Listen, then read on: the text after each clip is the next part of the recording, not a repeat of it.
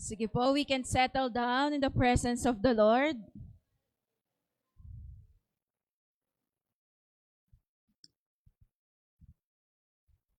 Praise God.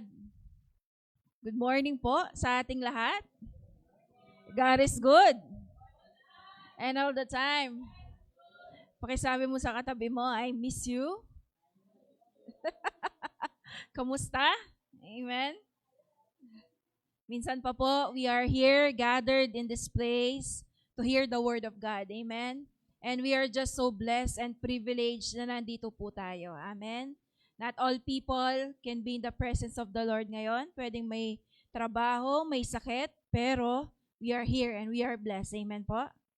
Nagpapatuloy po tayo sa ating series of the Ten Commandments. And this week, nandito na po tayo sa pang-siyam. Okay? We are now on the 9th commandment. Yan. Sige, Kuya Abe, Yan. So last week, pinag-aralan po natin yung 8th commandment, which is, do not steal.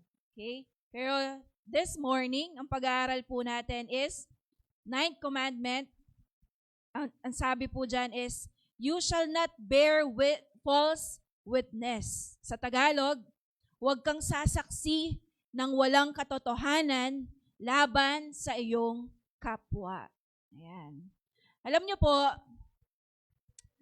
sa panahon po natin ngayon, ang daming mga tinatawag na false report or yung fake, di ba? So, sino po sa atin yung nakakaalam doon sa istorya na kumalat sa Robinson's Galleria? Yung half man, half snake. Diba? Sinong paniwalang-paniwala dyan na kapag pumunta ka sa dressing room, baka biglang bumuka yung kinatatayuan mo at kuhanin ka nung half snake and half man. Diba? Sumikat dyan si Alice Dixon daw. Hindi na lang daw siya nagsalita dahil binigyan ng pera. Can you relate? Pero tingin nyo, totoo ba talaga yon? Hindi, di ba? So, meron siyang vlog. Sinabi niya doon na it's all fake. Amen? Nakakasunod po. Ano pa? Another example. Ayan, yung white lady sa Balete Drive sa may Quezon City. Ang sabing ganyan, pag daw dumaan ka doon, huwag ka daw titingin doon sa rear view mirror ng sasakyan mo. Kasi baka makita mo yung white lady. And tingin nyo, ano pong pinag-ugatan ng mga kwento na yan? Hindi ba yung mga sabi-sabi, mga chismis? Amen? O sino na po dito ang na-chismis? No? Marami na? Amen? Kaya nga po, napaka-importante na pag-aralan po natin itong 9th commandment. No? Nakakasunod po. Ready na po ba kayo? Alam niyo po ba, nasabi ng Bible, every time that you lie, every time na meron kang hindi totoong sinasabi, ikaw daw ay anak ng devil. No? Every time you tell a lie, you are acting like a devil or like the devil. Kasi ang ibig sabihin ng devil means slanderer or ibig sabihin mapanirang puri. Sino na po ang chinismis nyo? Bala may sister na talaga kayo mut ito. Selikot na yung ulam na. Pepa ka na, getang kayang VIP. Yan, na. Bala may isipin ko, bad breath yo. Kaya pala may kapagalmusal ka. Hello? May Tagalog po ba dito? Nakakaintindi po lahat ng Kapampangan? Amen. Okay. Sabi pong ganyan ng John 8:44, ang dyablo ang inyong ama, at kung ano ang gusto niya, yun ang ginagawa nyo.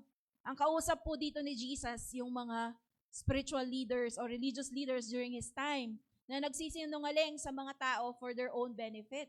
No? Sabi niya, siya'y mamamatay tao mula pa sa simula, at ayaw niya ng katotohanan, dahil walang katotohanan sa kanya, referring to the devil.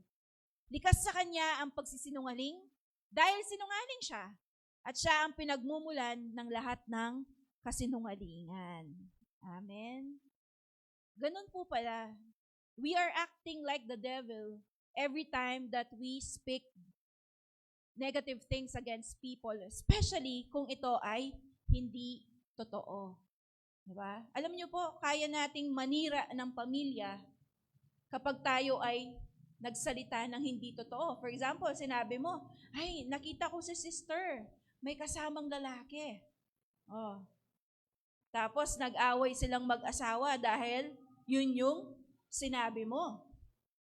Hello? Amen po ba?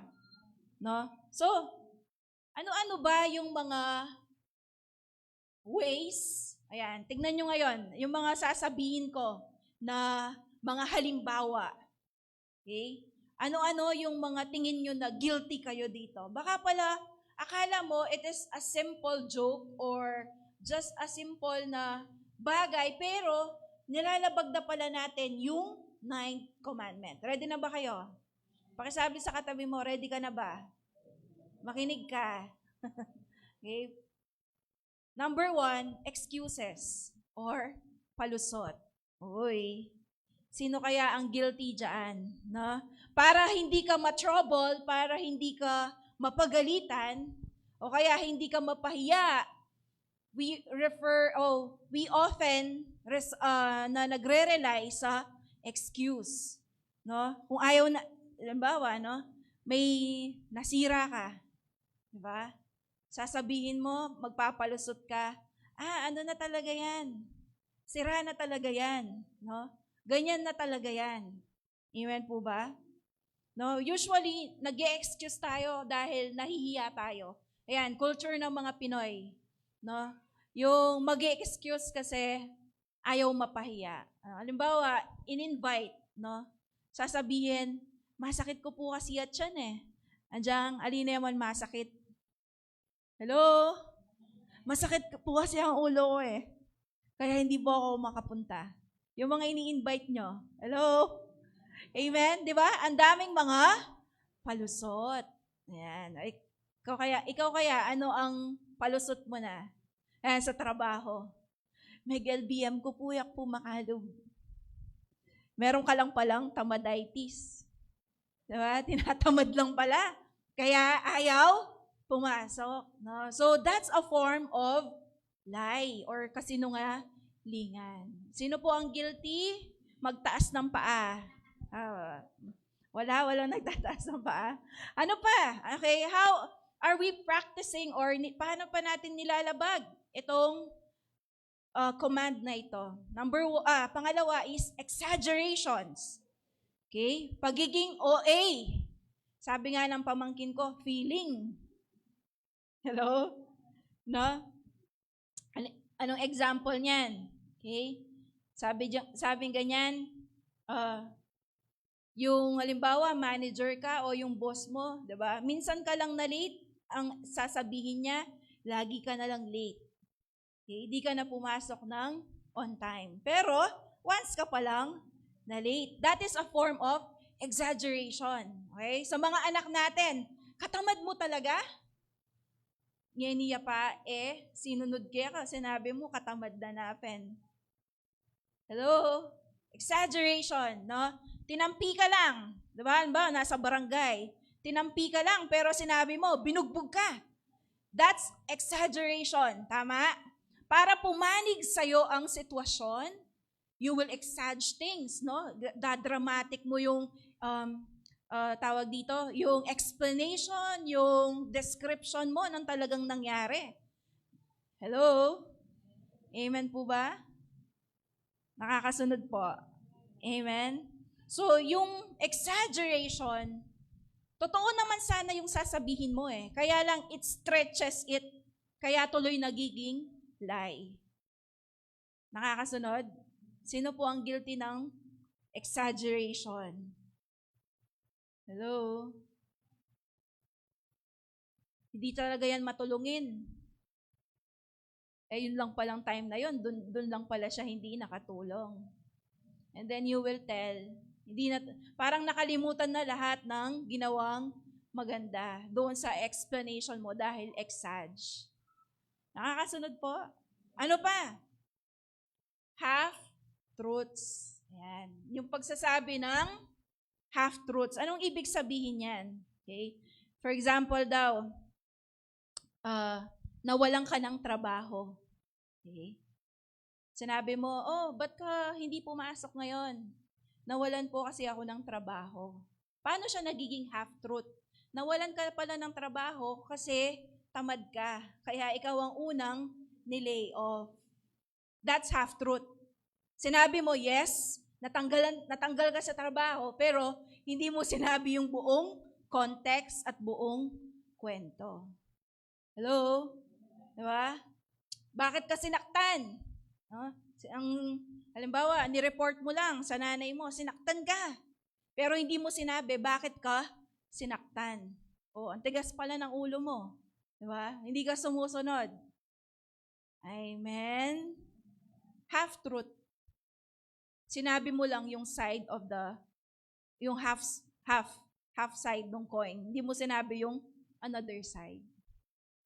Amen? Sino pong nakaka-relate? Diba? Na-late sa work. Ang sabi mo, na-traffic ako, kaya na-late ako. Totoo naman, ma-traffic. Pero ang tanong, anong oras ka umalis sa bahay? Uy! Sabihin mo sa katabi mo, hindi ikaw yon. Yung nasa likod mo yon. Amen po ba? Half-truth. No? Hindi pala natin namamalayan, ginagawa natin to. Nilalabag natin yung 9th commandment. Ano pa? Flattery. Mapambola. Mapanglatis. Doon king kapampangan. Flattery is not the same as encouragement. Okay? Yung flattery, okay, it uses people. No? Sinasabihan mo siya ng mga bola, mga magagandang bagay for you to get something. Kalago mo, che? May payat ko.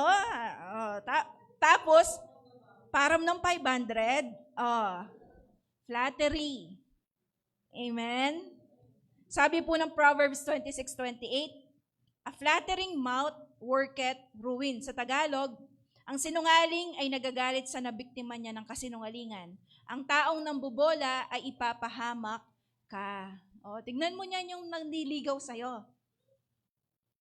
Hello? Mapambola ba yan? Baka pala sinasabihan ka lang ng mga sweet words kasi meron siyang gustong makuha mula sa'yo. Hello? Amen? Ibig sabihin, yung flattery, you are insincere. Hindi naman talaga yun yung gusto mong sabihin. Pero ginagamit mo yon as manipulation tactic para makuha mo yung goal mo. Hello? Amen po ba? Ang sabi po ng Psalm 55:21, ang dulas ng dilay parang mantikilya. Dito nakuha yung sa song na smooth like butter. Okay? Ngunit nasa puso pagkapuot niya. Sabihan na kaya ka na, sige, mga kapangmangan, pero kayong pilubluba na, katako na naman nina. Amen? Uy. Alam nyo kasi ang mga Pinoy, hindi po tayo confrontational. Yung hindi talaga natin sinasabi what is in our hearts. Kasi nahihiya tayo. Ayaw nating maka-offend. Pero behind the back of the person, sinasabi natin na, makanya naman eh. Hello? Uy, guilty. Ang sabi pong ganyan, a flatterer says to your face what they won't say behind your back. Yung daw mahilig mambola, sasabihin niya lang yung mga magagandang bagay kapag nakaharap ka. Pero never niyang sasabihin ang mga magagandang bagay na yon kapag nakatalikod ka na. Uy. Amen?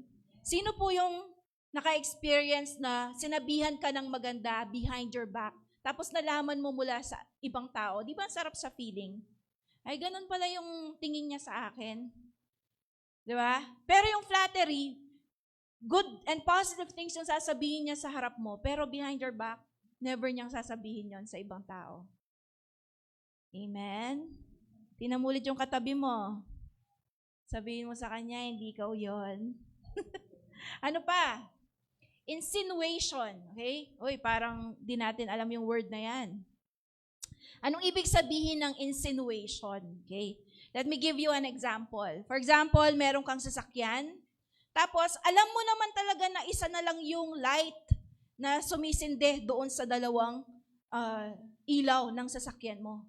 Tapos, kapag pinara ka ng traffic enforcer, no, sa gabi, for example, and then sasabihin niya, brother, balo mo ba na metong yang sulo mo? And then, ang sasabihin mo, talaga po? Isa lang ang ilaw ng sasakyan ko, as if you do not know na talagang isa na lang yung ilaw na gumagana. That's what you call insinuation. Patay, mali siya. Hello? Sinong guilty? Umamin na? Amen? Tama po ba?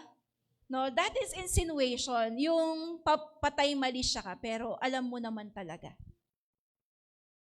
Amen? That's also a form of lie. Yes, hindi ka directly na sinabi mo na hindi po, ganyan. Pero the fact na patay mali siya ka kahit alam mo naman na totoo yun, that's also a form of a lie. Amen? Sabi ganyan ng James 4:11, mga kapatid, huwag ninyong siraan ang isa't isa. Ang naninira o humahatol sa kapatid niya ay nagsasalita laban sa kautusan at humahatol sa kautusan. Hello? Ano pa? Silence. Oh, Ate Wilma, paano ka magsisinungaling? Silent ka nga eh. Okay, let me explain. Sabi ganyan, if you remain silent when the truth should be spoken, you fail in your responsibility. Yung mga nakakaalam, di ba, ng mga sa government natin na corruption, they are lying for not speaking the truth. Di ba? Alam nila kung ano yung totoo, pero silent lang sila. Maybe because they are fearful. Baka matanggalan sila sa pwesto nila, matanggal yung nakukuha nilang benefit. Matanggal yung peace nila sa buhay nila. Amen? Di ba madalas tayo ganyan? Okay na, sige, silent na lang tayo kahit may alam tayo dahil ayaw nating ng gulo. Hello? Pero pala kapag ang mga righteous, silent, doon sa time na dapat magsalita ka, kasabwat ka na rin doon sa kasinungalingan na yon. Nakakasunod po? Sabi ng Leviticus 5:1, kung ang isang tao'y ipinatawag sa hukuman para sumaksi sa pangyayaring kanyang nakita o nalalaman at siya'y tumanggi, may pananagutan siya. Hello? Dapat pala maliligtas yung nasasakdal o kaya naman, dapat pala masaserve yung justice. Pero dahil naging silent ka, dahil naging tikom ang bibig mo, kahit alam mo ang totoo, you are liable to God. Amen? And to our law. Uy. Amen po ba? No, meron pong serious warning ang Panginoon pagdating sa pagsisinungaling. Okay? So, na-check nyo ba ilan ang applicable sa inyo doon sa mga example ko? Lahat po, pastora. One point in our life, amen? Nagawa po natin yan, di ba? Pero may warning po ang Lord para sa atin. Sabing ganyan, may mga bagay na kinamumuhian ang Panginoon. Sabi ng Proverbs 6:16-19. Ano yon? Ang pagmamataas, ang pagsisinungaling, ang pagpatay ng tao. Ang pagpaplano ng masama, ang pagmamadaling gumawa ng masama, ang pagpapatotoo sa kasinungalingan, at pinag-aaway ang kanyang kapwa. Amen? Ayaw pala ng Diyos yon. Bakit? Kasi without truth, yung pong justice magko-collapse. Hindi masaserve ang justice kung lahat tayo ay sinungaling. Amen? Makukulong ang walang sala, makakalaya ang may sala. Dahil tayo ay sinungaling o nagsinungaling. Amen? Ano pa? Relationship collapses. Imagine mo kung puro tayo ay mga sinungaling. Ano pa ang marriage na magtatagal? Ano pa ang friendship na magtatagal? Kung tayo lahat ay nagsisinungaling sa isa't isa. Amen? Sino po ang gusto na ang kanyang kaibigan ay sinungaling? Di ba wala? Hello? Di ba nga pag alam natin na nagsisinungaling, ayaw natin na maging kaibigan? Yes, papakinggan mo yung sasabihin niya, pero hindi ka laging maniniwala. Amen? Alam niyo po, napakatagal i-build ang trust at napakadaling sirain ang trust. Amen? Pwede kang magpatawad, pero hindi ka laging pwedeng magtiwala. Tignan mo nga yung katabi mo. Katiwa-tiwala ba ang kanyang itsura? Amen. Nakakasunod po ba? Now, I would like to give you 3 examples.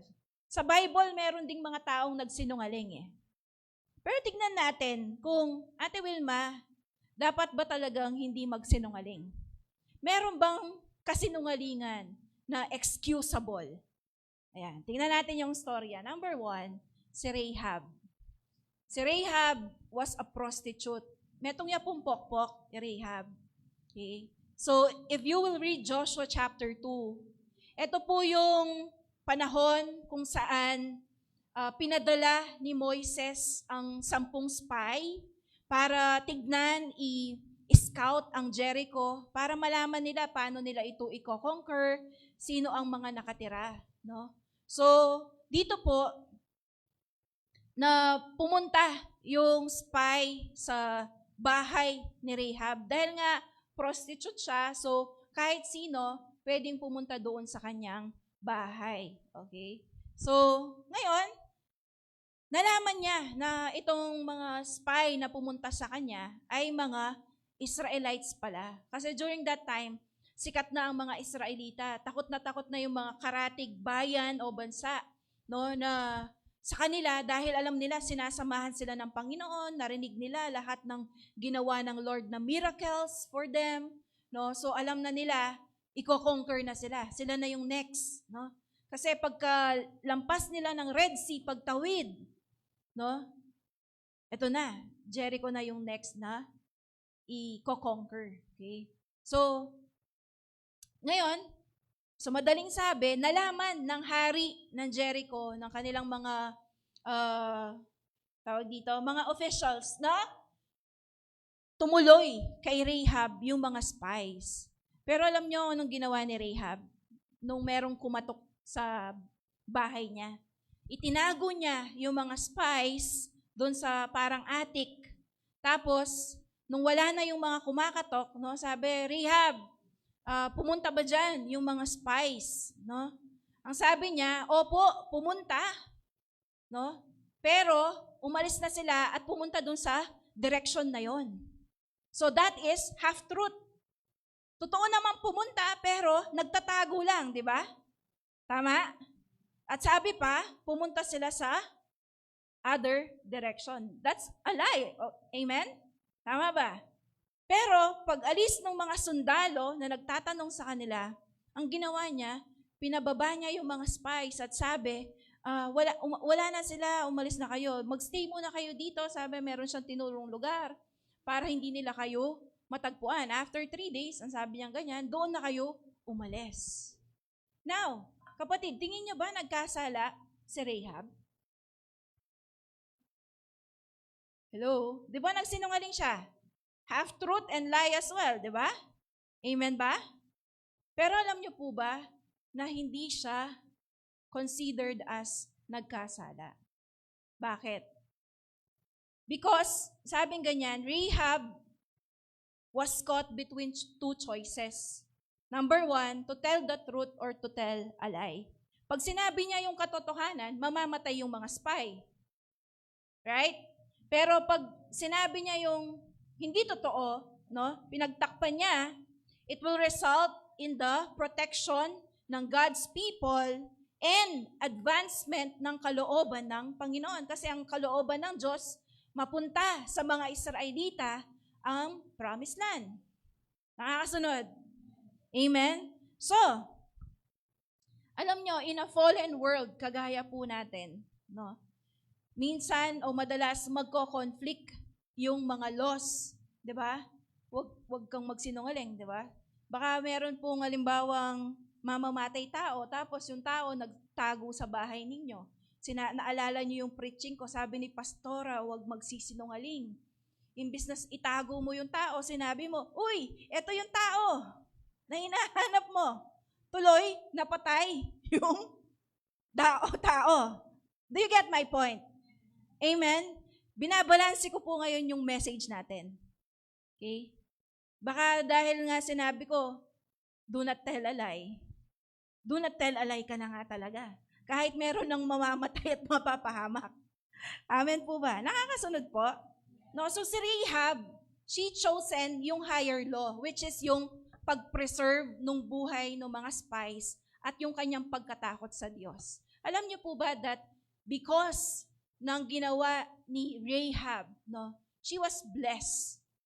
Hindi po siya napatay yung kanyang buong pamilya. At from the lineage ni Rahab, doon nanggaling ang ating Panginoong Jesus. Hello?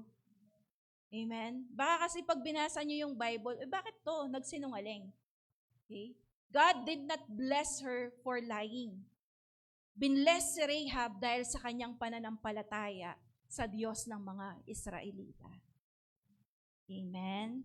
Sabing ganyan ng James 2:25, in the same way, was not even Rahab the prostitute considered righteous? Tinuring po siyang matuwid dahil sa kanyang pananampalataya. Sabi niya, for what she did when she gave lodging to the spies and sent them off in a different direction. So yung blessing ni Rahab was not because naglay lang siya basta, kung hindi kumampi siya, no? She proclaimed yung kanyang allegiance sa Panginoon. Nakakasunod po.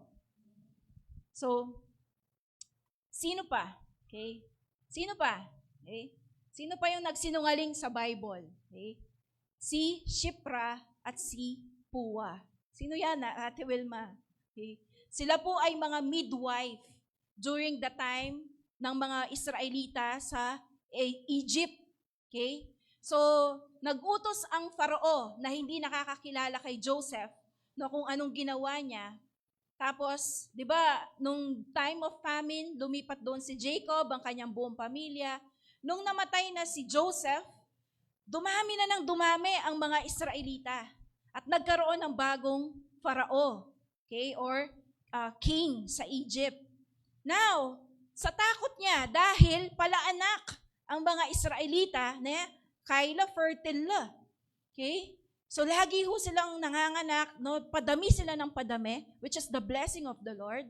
No? Natakot ngayon ng Farao dahil sobrang dami na nila versus sa mga Egyptian. Ang inutos niya sa mga midwife ng mga Israelita is that kapag nakita nyo na lalaki ang anak nung Israelitang babae, sabi niya, patayin nyo. Patayin nyo, sabi sa midwife na dalawa na ito. And then, alam nyo po ba kung anong ginawa nila? Sabi nila, sige po, sabi nila sa Farao. Pero, hindi ho talaga nila sinunood ang Farao. Hindi nila pinatay yung mga baby na lalaki. Kaya nga po na-spare si Moises eh. Remember the story? Kaya pinaanod siya sa Nile River, hindi pinatay. Hello, nakakasunod? No? And then, pinatawag sila ng Farao. Di ba sabi ko, patayin nyo yung mga baby na lalaki ng mga Hudyo? Alam niyo kung anong sinagot ng dalawang midwife? Binigyan sila ng wisdom ng Panginoon. Sabi nila, Farao, before pa po kami makapunta doon sa bahay ng Israelita, nakapanganak na sila. Hindi ho sila kagaya ng mga Egyptian, sabing ganyan. No, malalakas po ang mga Israelita. Kaya, pagdating po namin, wala na kaming magagawa. Hindi na namin mapapatay yung kanilang mga sanggol. Kaya po ganun na nabuhay ang tagapagligtas ng mga Israelita na si Moises. Now, again, nagsinungaling sila. Tama po ba? Hindi na naman nila sinabi yung totoo. Now, pinarusahan ba sila ng Diyos? Hindi. Kabaligtaran. Kung hindi, binless pa po sila ng Panginoon. No? Sabing ganyan ng Exodus 1:17, yung the midwives, itong dalawa na ito, feared God and did not do what the king of Egypt had told them to do.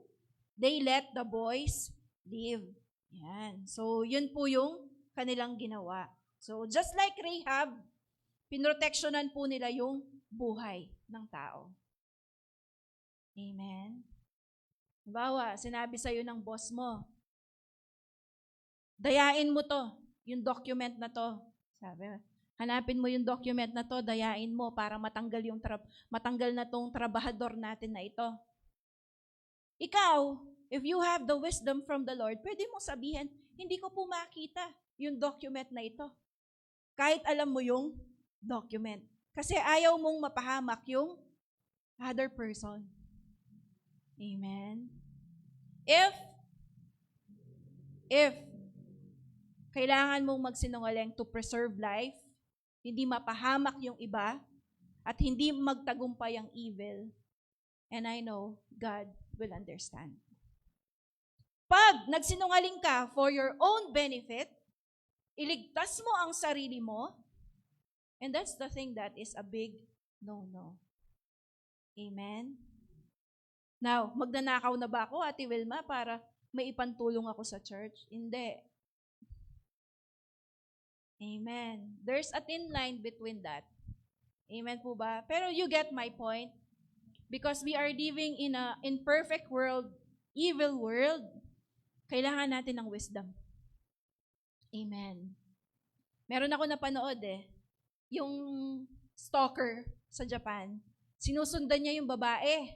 Tapos, lumapit siya doon sa group of boys na tapos naramdaman ng lalaki na, ini-stalk to, ganyan, she's in danger. And sinabi niya, oh, hi, parang nagpanggap siya na boyfriend nung babae na yon na ini-stalk para mawala na yung stalker at hindi na siya sundan. That's also a form of lie. Pero, is it right? Di ba? You get my point? Nakakasunod po. Now, this is my last example ng taong nagsinungaling din sa Bible. But this time, iba yung kanyang goal. Okay? Si Peter. Nung time po na dinakip na si Lord, natatandaan niyo pa po yung story? Doon sa may courtyard, di ba? Dinala na si Lord, lilitisin na siya, 3 beses dininay niya si Lord. Di ba? First denial, ang sabi niya, di ba sabi nung nandoon na tao, di ba kasama ka ni Jesus? Ang sagot niya, I don't know what you are talking about. Dininay niya si God. Second denial, ang sabi niya, Pexman, mamatay man, hindi ko kilala si Jesus. And then on the third, sabi niya ganyan, I don't know this man. Naghalit na siya Tapos, tumilaok yung manok. Naalala niya na sabi ni Jesus, 3 beses mo akong itatatwa. Amen. Bakit nagsinungaling si Peter? Kasi gusto niyang iligtas yung kanyang sarili. Amen? Nakakasunod po. No? So yung lie ni Peter was sinful. It is not the same lie na kagaya nung sa midwives at kay Rahab. No? Ang goal ni Peter is to preserve, iligtas ang kanyang sarili. And merong pagbibetray na nangyari, pagtatraidor kay Lord. Tumalikod si Lord, tama po ba? Hindi si Lord. Tumalikod si Peter. Amen? Amen. Nakikinig pa pala kayo. Amen po ba? Ang sabi ng Lord sa atin, we should be witnesses for Christ. Kabaligtaran yung ginawa ni Pedro. Imbis na i-witness niya na siya ay kabilang sa mga alagad ni Kristo, hindi yun yung kanyang ginawa. Amen? Baka ikaw tatanungin ka, Christian ka ba? Haliko? Hello? Amen? Sino po dito yung nagtatagong Christian? Di ba?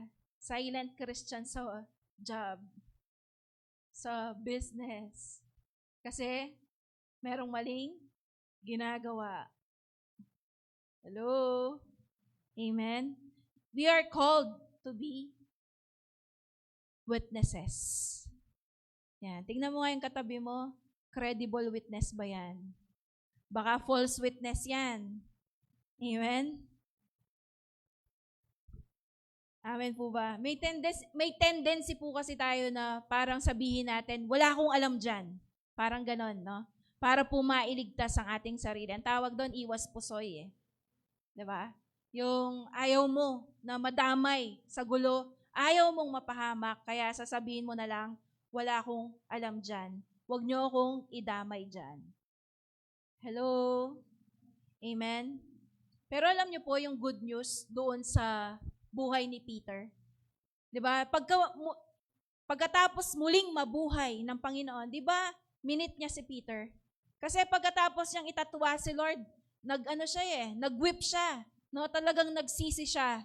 Tapos, sabi niya, babalik na lang ako sa pangingisda. So, minute siya doon ni Lord, di ba? Doon yung sikat na sabing ganyan ni Lord, Peter, do you love me? 3 beses yon, di ba? Kung paanong 3 beses na dininay ni Peter si Lord, 3 beses din tinanong siya ni Lord para ma-restore siya. Sabi niya, do you love me, Peter? Sabi niya, opo, Lord. Sabi niya, then feed my lamb. Parang gano'n, o feed my sheep.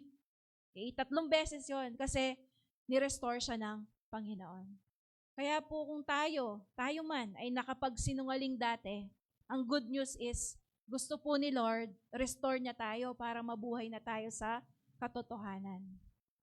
Amen? Sino po dito? Diba? Sabi nga natin, ang sinungaling ay kapatid ng magnanakaw, diba? Kaya siguro magkasunod sila. 8th commandment, 9th commandment. Amen? Gawa-gawa ko lang po yun. Hindi po yung sa Bible. Amen po ba? Amen? That's the good news for us today. Alam nyo, yung 10 commandments na pinag-aaralan natin, kung tutuusin, hindi mo naman yan talaga mapaperfect. Lagi kang merong malalabag. Pero, ang good news ng Panginoon, pag may nalabag ka, tayo ka lang ulit, balik ka ulit sa tama. Amen? Tingnan po natin yung summary nung kaibahan ni Peter, ni Rahab at nung midwife. Tingnan natin yung motive. Si Rahab at yung midwife, their motives was to save lives of others. Pero si Peter, he wanted to save his own life. Amen? Tignan din po natin yung relationship nila kay God. Sabi nga yan, it is acting for God's kingdom. No, yung dalawa. And si Peter, he was acting out of fear of the world. Amen? Sabi po ng word ni Lord, huwag mong katakutan ang tao. Ang katakutan mo, ang Diyos na kayang pumatay ng katawan mo at ng kaluluwa mo. Di ba madalas nagsisinungaling ka? Kasi takot ka doon sa nagtatanong. Amen? Pero, hindi ka natatakot kay Lord. Hoy, gising. Amen? Hello? Sabi ng Bible, mas kakatakutan mo ang Diyos. Kasi kaya niyang i-judge ang kaluluwa mo papunta sa impyerno. Amen. Kaya sabi ng Bible, di ba, liars go to church. Tama, liars go to hell. Okay. Akala ko liars go to true vine. Moral result, heroic or righteous deception. And yung kay Peter was betrayal. And tingnan po natin yung witness nila, si Rahab and the midwife protecting the truth of God's power, and they are denying the truth of God's presence. Amen. Nakakasunod po. So, Ate Wilma, paano nga ba tayo magiging faithful witness? Kung ayaw pala ng Lord na tayo ay maging false witness. Number 1, speak the truth. Di ba? Meron yung sa korte, kapag susumpa ka, lalagay mo yung kamay mo sa Bible, tapos parang panatang makabayan, di ba? And you will say, I will tell the truth, nothing but the whole truth. Right? Amen ba? Kasi yung witness, hindi naman siya makikipag-argue sa case. Yung witness, sasabihin niya lang talaga kung ano yung kanyang narinig at nakita. Amen ba?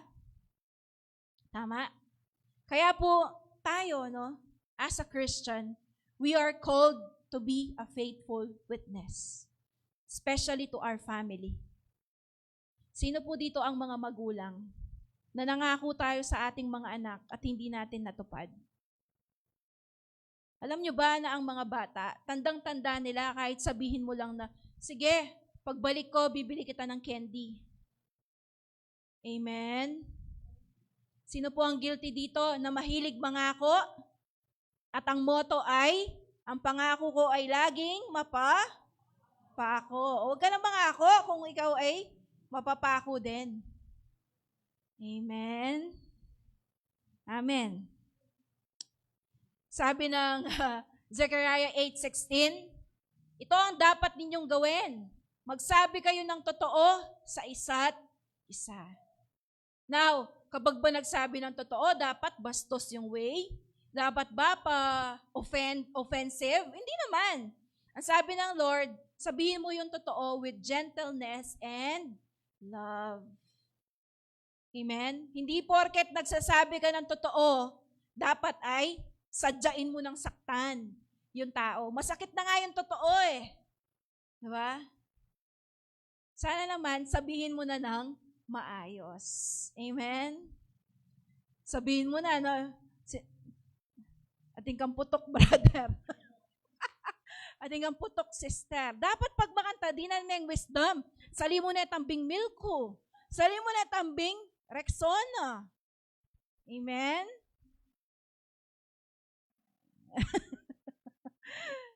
Nakakasunod po. Now, kidding aside, joke lang po yun. Pero, nagigets niyo po yung point? When we want to say, yes, we can be a witness, no? Pero, yun nga, sabihin mo yung totoo in a nice way, as much as possible. Now, nasa kanya na yun.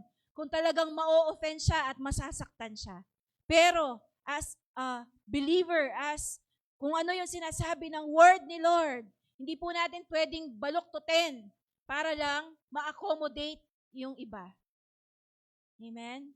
Kagaya po nito, dahil kakaunti lang tayo, minsan nakala nyo kayo ang pinapatamaan ko dahil kilala ko kayo.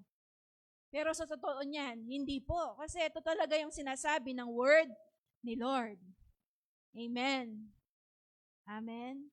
Ay, ang gagawin ko na lang, di ko na lang kayo titignan. Amen po ba? Kasi po alam nyo, pag hindi tayo natatamaan ng word ni Lord, hindi tayo nababago.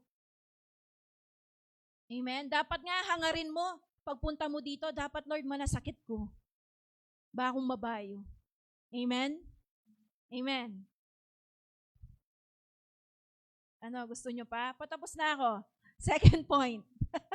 Render true judgment. Paano ka magiging faithful witness?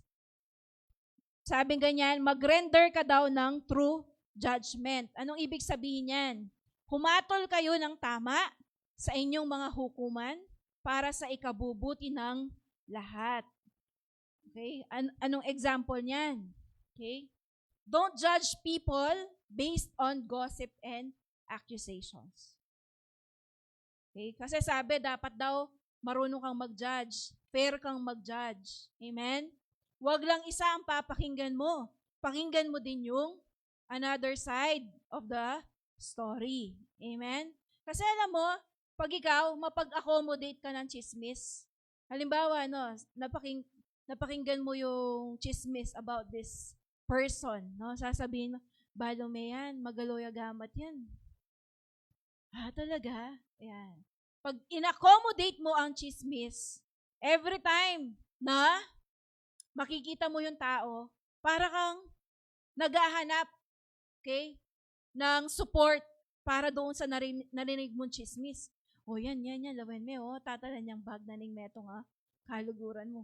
Yan, di pala ayusan mo. But because you have entertained yung chismis about sa kanya na mapangwaya, every move tuloy ng tao, ganun na yung isip mo sa kanya. Hindi mo pala alam, yung palang nagchismis sa'yo, siya pala ang ganon. Hello, have you experienced that? Madalas, ang mga naninirang puri, sila talaga yon. Hello? Kaya, di ba sabi ko sa atin, pag meron chismis, anong sasabihin? Stop. Okay? Stop.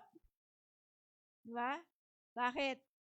Kapag in-entertain mo yan, masisira yung judgment mo.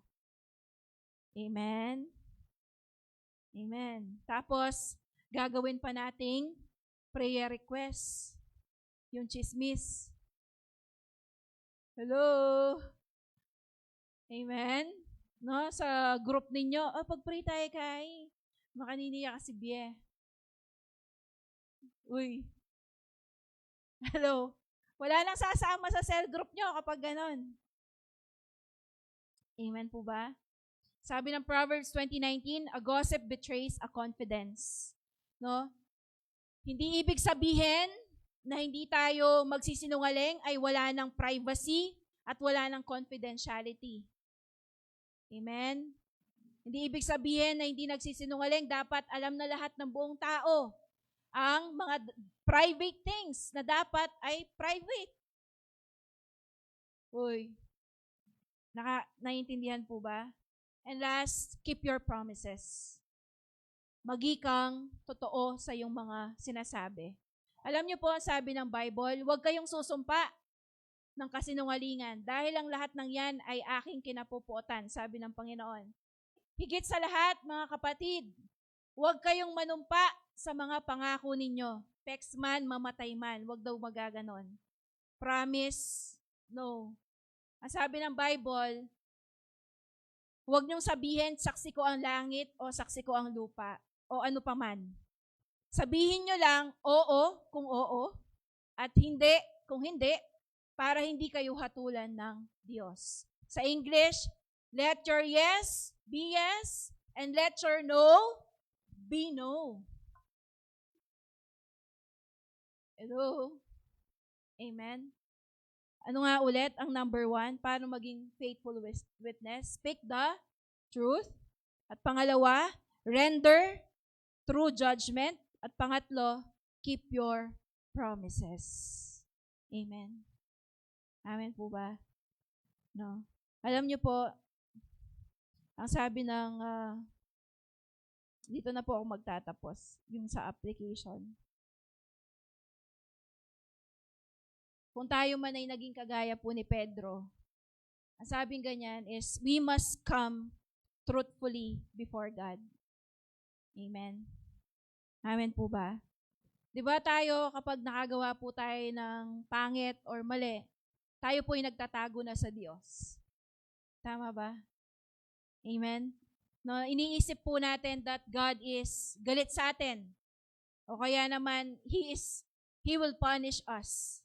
O kaya naman, hindi tayo katanggap-tanggap na sa Panginoon. Pero alam niyo po, si Lord, nakita natin from time and time again sa mga makasasalanan, ang lagi niya lang sinasabi, nagagawan ulit yan. Sto na yan. Pero, He accept them. Diba? Yung story nung babae na nahuling nangangalunya, si Zacchaeus na pinag-aralan natin from the last week. Diba? Wala naman sinabi si Lord na ikaw makanyan ka. Ba't ganyan ka? Hindi, di ba? Ang encouragement lang lagi ni Lord is, tama na yan. Huwag mo na ulit gawin yan. Amen? At ganun din ang sinasabi po sa atin ng Panginoon ngayon. Kung dati malaram ko, katiwa-tiwala, now is the time na huwag na ulit gawin yon. Paglabas natin ng lugar, sisikapin nating maging totoo maging patas. Amen. Kung tayo po ay nakapagsinungaling, nakapag-break ng promises, hindi pa naman huli ang lahat. Buhay ka pa. Pwede ka pang bumawi. Amen? We should ask for forgiveness doon sa ating mga binigo. Alam nyo yon, yung as a leader or as a parent, yung, o kaya as a person na lang, yung meron kang inaasahan na tao, pero hindi siya reliable kasi yung kanyang salita hindi mapagkakatiwalaan. Ang sabi ng Bible, para ka daw ngipin na uuga-uga. Okay? Bakit? 'Di ba dapat mapapangkagat mo yung ngipin. Pero dahil uuga-uga, hindi mo siya magamit. Amen? Alam nyo, God wants us to be truthful kasi gusto niya magiging kagamit-gamit po tayo sa Kanya. Amen? Pero kung hindi tayo faithful, amo ng atsu, amo ng ali, amo ng okay, amo ng ali, how can God entrust us with bigger responsibilities? Amen? Nakakasunod po. Nasaktan ko po ba kayo? Babalik pa po ba kayo? Nabago po ba tayo? Amen. Yun ang importante. Amen po ba? Sabi po ng, lipat mo nga Kuya Abe, sa John 14:6. Sabi ng John 14:6, sumagot si Jesus, ako ang daan, ang katotohanan at ang buhay. Walang makakarating sa Ama kung hindi sa pamamamagitan ko. Amen? Kung ang demonyo is kasinungalingan, ang Diyos po natin ay katotohanan. Kung ang demonyo ay kadiliman, ang Diyos po natin ay kaliwanagan. Amen? Kaya hindi pwede na tayo ay nabubuhay sa kasinungalingan dahil hindi tayo anak ng demonyo. Amen? Ang tatay po natin ay katotohanan, who is our Lord Jesus Christ. Nakakasunod po.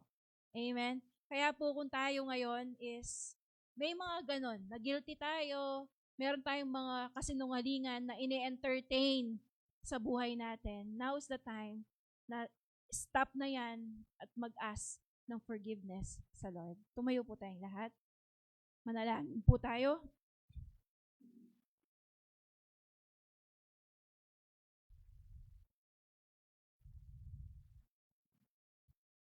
Sige, let's pray, Lord. Salamat po sa iyong salita ngayong umagang ito. Tanggalin niyo po yung takot sa puso ng bawat isa na nagiging rason bakit po kailangan nilang magsinungaling, Panginoon. Help us, Lord, to be truthful and help us to heal every damaged relationships dahil po sa kasinungalingan. Lord, cleanse our speech, cleanse our mouth, O Lord God, and cleanse our heart. Help us to reject yung chismis. Help us to reject gossip, O Lord God, and make us people of truth. Sa oras po na ito, kung tayo man ay parang tumalikod sa Lord, kagaya ni Peter, hindi natin siya in-acknowledge sa buhay po natin. In-invite po tayo ng Panginoon ngayon na isurrender muli ang ating buhay sa Diyos. Kasi gusto po niya na ang buhay natin ay magliwanag.